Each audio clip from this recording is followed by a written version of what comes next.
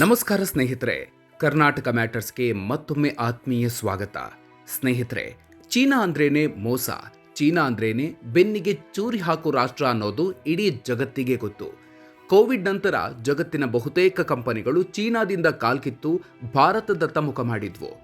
ಭಾರತ ಕೂಡ ನಾನೇ ಮುಂದಿನ ಗ್ಲೋಬಲ್ ಫ್ಯಾಕ್ಟರಿ ಅಂತ ಆಪಲ್ನಂಥ ಬೃಹತ್ ಕಂಪನಿಗಳಿಗೆ ರೆಡ್ ಕಾರ್ಪೆಟ್ ಹಾಕಿ ಸ್ವಾಗತಿಸಿತ್ತು.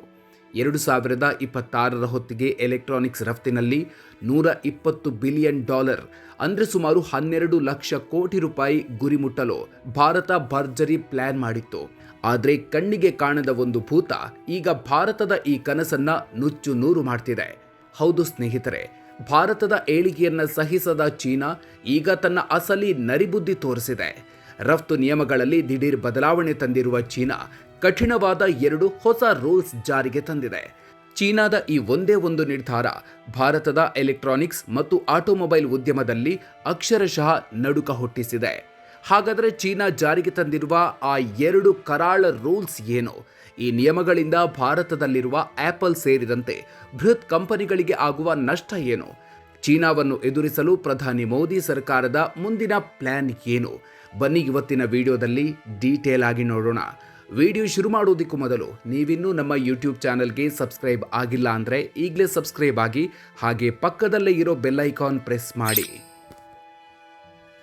ಭಾರತದ $120 ಬಿಲಿಯನ್ ಕನಸಿಗೆ ಕೊಳ್ಳಿ ಇಟ್ಟ ಚೀನಾ. ಸ್ನೇಹಿತರೆ, ಭಾರತದಲ್ಲಿ ತಯಾರಾಗ್ತಾ ಇರುವ ಸ್ಮಾರ್ಟ್ಫೋನ್ಗಳು, ಲ್ಯಾಪ್ಟಾಪ್ಗಳು ಮತ್ತು ಎಲೆಕ್ಟ್ರಿಕ್ ವಾಹನಗಳ ಸಂಖ್ಯೆ ದಿನೇ ದಿನೇ ಹೆಚ್ಚಾಗ್ತಾ ಇದೆ.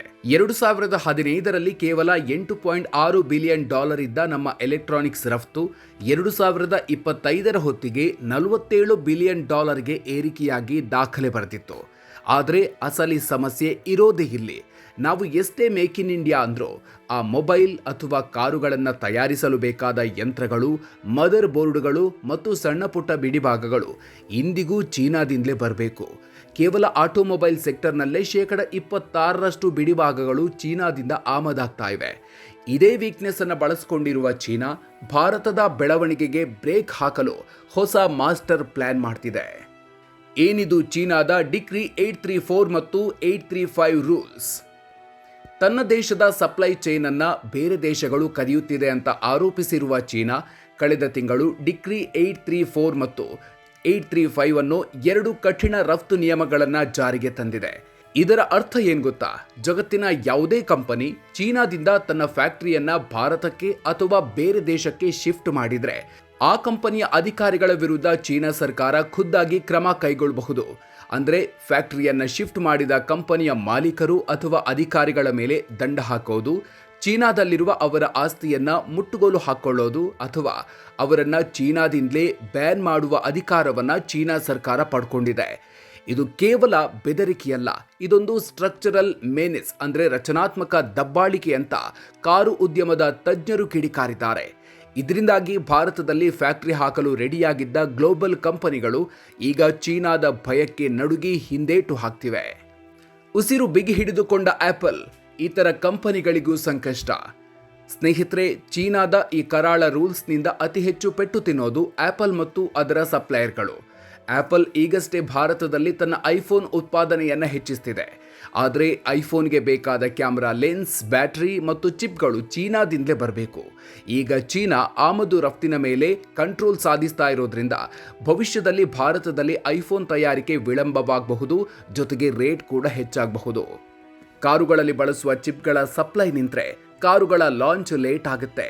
ಇದರಿಂದ ಭಾರತದ ಆರ್ಥಿಕತೆಗೆ ಬಹುದೊಡ್ಡ ಹೊಡೆತ ಬೀಳಲಿದೆ ಅಂತ ಇಂಡಸ್ಟ್ರಿ ಲೀಡರ್ಸ್ ಎಚ್ಚರಿಸಿದ್ದಾರೆ. ಚೀನಾವನ್ನು ಎದುರಿಸಲು ಮೋದಿ ಸರ್ಕಾರದ ಪ್ಲಾನ್ ಏನು? ಚೀನಾದ ಈ ನರಿಬುದ್ಧಿ ಭಾರತ ಸರ್ಕಾರಕ್ಕೂ ಗೊತ್ತಾಗಿದೆ. ಹೀಗಾಗಿಯೇ ಕೇಂದ್ರ ಸಚಿವ ಪಿಯೂಷ್ ಗೋಯಲ್ ಅವರು ನಾವು ಕೇವಲ ಒಂದು ದೇಶದ ಮೇಲೆ ಡಿಪೆಂಡ್ ಆಗಿರೋದನ್ನು ನಿಲ್ಲಿಸಲು ಹೊಸ ಪ್ಲಾನ್ ಮಾಡ್ತಿದ್ದೀವಿ ಅಂತ ಹೇಳಿದ್ದಾರೆ. ಭಾರತ ಸರ್ಕಾರ 33,660 ಕೋಟಿ ರೂಪಾಯಿ ವೆಚ್ಚದಲ್ಲಿ ಭಾರತ್ ಔದ್ಯೋಗಿಕ್ ವಿಕಾಸ್ ಯೋಜನೆ ಅಡಿಯಲ್ಲಿ ಮುಂದಿನ 3 ವರ್ಷಗಳಲ್ಲಿ 50 ಹೊಸ ಕೈಗಾರಿಕಾ ಪಾರ್ಕ್ಗಳನ್ನು ನಿರ್ಮಿಸಲು ಮುಂದಾಗಿದೆ. ನಾವು ಬರೀ ಅಸೆಂಬ್ಲಿಂಗ್ ಮಾಡೋದನ್ನು ಬಿಟ್ಟು ನಾವೇ ಸ್ವಂತವಾಗಿ ಬಿಡಿಭಾಗಗಳನ್ನು ತಯಾರಿಸಲು ಶುರು ಮಾಡಬೇಕು ಅಂತ ತಜ್ಞರು ಸರ್ಕಾರಕ್ಕೆ ಸಲಹೆ ನೀಡಿದ್ದಾರೆ. ಗುಜರಾತ್ನಲ್ಲಿ ಈಗಾಗಲೇ LED ಡಿಸ್ಪ್ಲೇ ತಯಾರಿಸುವ ಬೃಹತ್ ಫ್ಯಾಕ್ಟರಿಗಳು ತಲೆ ಎತ್ತುತ್ತಿದೆ. ಒಟ್ಟಿನಲ್ಲಿ ಸ್ನೇಹಿತರೆ, ಭಾರತ ಬೆಳಿಬಾರ್ದು ಅಂತ ಚೀನಾ ಹೂಡ್ತಾ ಇರುವ ಈ ತಂತ್ರಗಳು ಸದ್ಯಕ್ಕೆ ನಮ್ಮ ಎಲೆಕ್ಟ್ರಾನಿಕ್ಸ್ ಉದ್ಯಮಕ್ಕೆ ಬಿಗ್ ಶಾಕ್ ಕೊಟ್ಟಿರೋದಂತೂ ಸುಳ್ಳಲ್ಲ. ಆದರೆ ಇದನ್ನು ಒಂದು ಎಚ್ಚರಿಕೆಯ ಗಂಟೆ ಅಂತ ಪರಿಗಣಿಸಿ ಭಾರತ ತನ್ನದೇ ಆದ ಸ್ವಂತ ಟೆಕ್ನಾಲಜಿಯನ್ನು ಡೆವಲಪ್ ಮಾಡಿಕೊಳ್ಬೇಕಾದ ಅನಿವಾರ್ಯತೆ ಇದೆ. ಈ ಬಗ್ಗೆ ನೀವೇನು ಹೇಳ್ತೀರಿ? ಚೀನಾದ ಈ ಕಠಿಣ ರೂಲ್ಸ್ನಿಂದ ಭಾರತದ ಮೇಕ್ ಇನ್ ಇಂಡಿಯಾ ಕನಸಿಗೆ ಹಿನ್ನಡೆಯಾಗುತ್ತಾ? ಚೀನಾದ ವಸ್ತುಗಳನ್ನು ನಾವು ಸಂಪೂರ್ಣವಾಗಿ ಬ್ಯಾನ್ ಮಾಡೋದು ಸಾಧ್ಯವಾ? ಕಾಮೆಂಟ್ ಬಾಕ್ಸ್ನಲ್ಲಿ ತಪ್ಪದೆ ನಿಮ್ಮ ಅಭಿಪ್ರಾಯ ಹಂಚಿಕೊಳ್ಳಿ. ಈ ಇನ್ಫಾರ್ಮೇಟಿವ್ ವಿಡಿಯೋ ನಿಮಗೆ ಇಷ್ಟ ಆಗಿದ್ರೆ ಈಗಲೇ ಲೈಕ್ ಮಾಡಿ ಹಾಗೂ ಪ್ರತಿಯೊಬ್ಬರಿಗೂ ವಾಟ್ಸಪ್ನಲ್ಲಿ ಶೇರ್ ಮಾಡಿ. ದೇಶ ವಿದೇಶದ ಹಾಗೂ ಟೆಕ್ ಜಗತ್ತಿನ ಇಂಥ ಮಹತ್ವದ ಅಪ್ಡೇಟ್ಸ್ಗಳಿಗಾಗಿ ಮರೆಯದೆ ನಮ್ಮ ಯೂಟ್ಯೂಬ್ ಚಾನಲ್ಗೆ ಸಬ್ಸ್ಕ್ರೈಬ್ ಆಗಿ. ಮುಂದಿನ ವಿಡಿಯೋದಲ್ಲಿ ಮತ್ತೊಂದು ಪ್ರಮುಖ ವಿಚಾರದ ಜೊತೆಗೆ ಮತ್ತೆ ಸಿಗೋಣ. ಅಲ್ಲಿವರೆಗೂ ನಮಸ್ಕಾರ.